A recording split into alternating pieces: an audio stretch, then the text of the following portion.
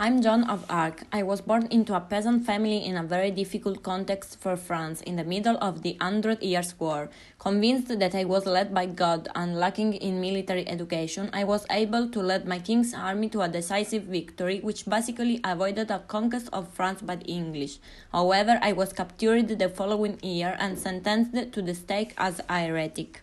Already at the age of 13, I began to hear voices coming from messengers of God, who had chosen me for a very important mission: to save France, expel its enemies, restore the Dauphin Charles of Valois, legitimate ruler of France, to the throne. This divine mission in a France ravaged by the decades of civil wars and devastation probably represented the dreams of many commoners like me. In undertaking my divine mission, I also made a vow of chastity. Convinced the magistrate, I cut my hair, a real symbol for medieval women, and dressed as a man, setting out on a dangerous 11-day journey to Chinon, where the court of the Dauphin Charles was located. Crossing the enemy territories, accompanied from a small supply, I had a symbol and a clear plan. First of all, to free the city of Orleans from the English, then to make the Dauphin legitimate sovereign.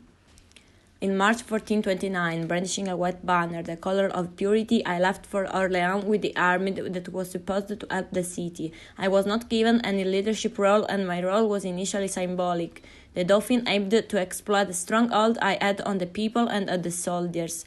On April 27, 1429, my arrival on horseback, preceded by a procession of priests singing sacred choirs, changed everything.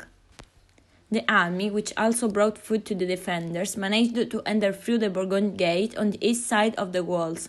As I entered the city, I was cheered by the crowd. I was hit by an arrow, but that didn't stop me from inspiring a final assault on the 7th of May, resulting in the final retreat of the British the next day.